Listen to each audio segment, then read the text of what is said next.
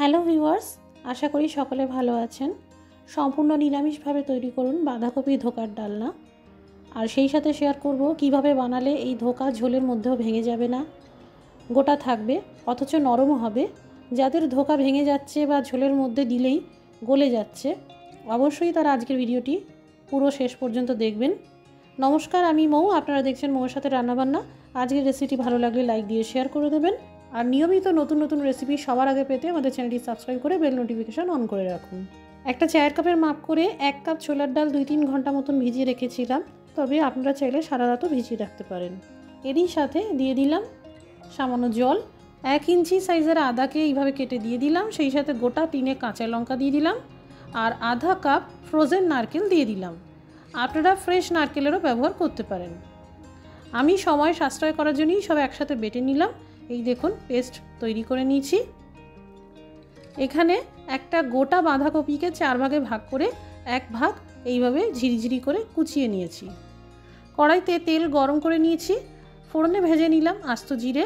এবার কুচানো বাঁধাকপি দিয়ে দিলাম, ক্রমশ ভাজতে থাকবো। অবশ্যই হাই ফ্লেম করা থাকবে। কালারের জন্য সামান্য হলুদ গুঁড়ো দিয়ে দিলাম। এই বাঁধাকপি ভাজার সময় লবণ দেওয়া যাবে না, কারণ লবণ দিতেই বাঁধাকপি থেকে জল বেরোবে আর ভাজাটা ভালোভাবে হবে না। এই রকম বাদামি রং চলে এলে বুঝবেন বাঁধাকপি ভালোভাবে ভাজা হয়ে গেছে। এবার ডাল বাটা দিয়ে দিলাম,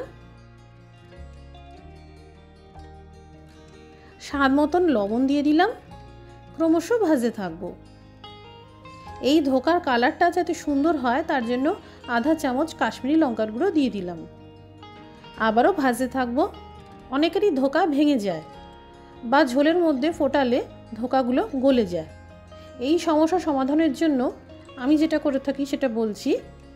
এখানে আমি আটার ব্যবহার করে থাকি। অনেকে হয়তো বলবেন বেসন দেওয়া যেতে পারে, কিন্তু বেসনের পরিবর্তে এই আটা দিলে সবথেকে ভালো। এখানে 1 কাপ আটা দিয়ে দিলাম, অল্প অল্প করে মেশাতে থাকবো।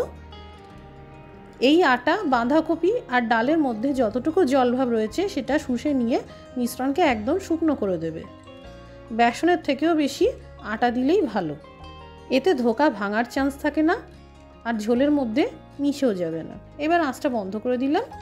গরম থাকতে থাকতেই একটা প্লেটে ছড়িয়ে দিলাম। আপনারা চাইলে প্লেটে সামান্য তেল মাখিয়ে নিতে পারেন, যাতে ধোকাগুলো সহজেই উঠে আসে। যতটা সম্ভব চেপে চেপে দিলাম, যাতে ঠান্ডা হওয়ার পর মিশ্রণ সেট হয়ে যায়। ঠান্ডা হয়ে গেছে, এবার আমি চৌকো শেপ করে কেটে নেব। এখানে আমি ধোকাগুলোকে চৌকো শেপ করে কেটে নিচ্ছি, আপনারা চাইলে বরফির শেপ করেও কেটে নিতে পারেন।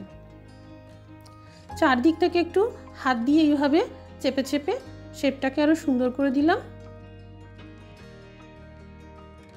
আর চৌকো করে কাটার সময় চারদিক থেকে যে এক্সট্রা পোর্শনগুলো পড়েছিল সেটাও হাত দিয়ে চেপে চেপে আমি চৌকো আকারে গড়ে নিলাম।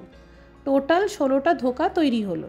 এর মধ্যে আমি 6টা ধোকা চায়ের সাথে স্ন্যাক্স হিসাবে খাবো বলে তুলে রাখলাম, পরে ভেজে নেব। আর বাকি 10টা ধোকা দিয়ে আমি ডালনা বানাবো। কড়াইতে পরিমাণ মতো তেল গরম করে নিয়েছি। আলুগুলোকে প্রথমে ভেজে নেব।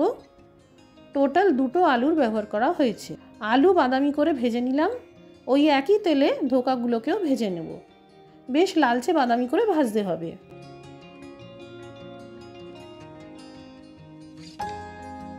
ধোকাগুলোকে ভেজে নেওয়ার পর এবার এক্সট্রা তেল সরিয়ে দিলাম। ফোড়নে ভেজে নিচ্ছি থেতো করা এলাচ, দারচিনি, গোলমরিচ, 2টো শুকনাস্ত লঙ্কা আর একটা তেজপাতা। ফোড়নের সাথে ভেজে নিতে হবে থেতো করা আদা আর কাঁচা লঙ্কা 3 চামচ মতন দিয়ে দিলাম। আঁচটা কম করে রাখতে হবে।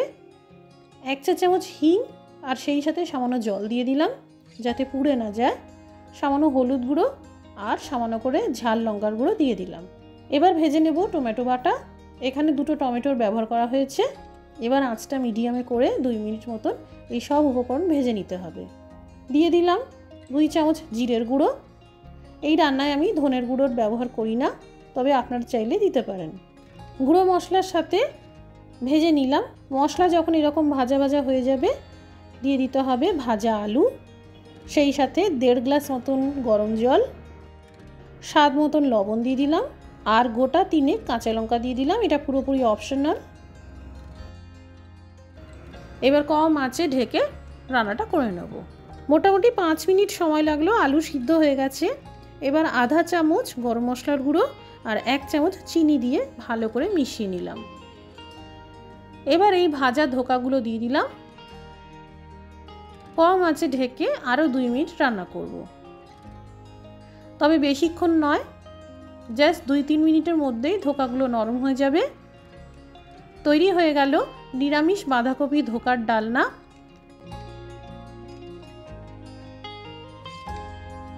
এই দেখুন, একটাও ধোকা ভেঙে যায়নি, আর ঝোলের মধ্যে ধোকাগুলো একেবারে অক্ষত রয়েছে, কারণ আটা ধোকার মিশ্রণকে ধরে রাখতে সাহায্য করেছে।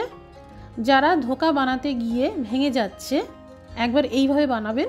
যেভাবে যেমন বলা হয়েছে সেইভাবেই ফলো করলে অবশ্যই পারফেক্ট ধোকার ডালনা তৈরি হবে। বাড়িতে বানালে আমাদের কমেন্ট করে জানাতে পারেন কেমন তৈরি হলো। আজকের রেসিপিটি দেখার জন্য অসংখ্য ধন্যবাদ। সবাই ভালো থাকুন, সুস্থ থাকুন।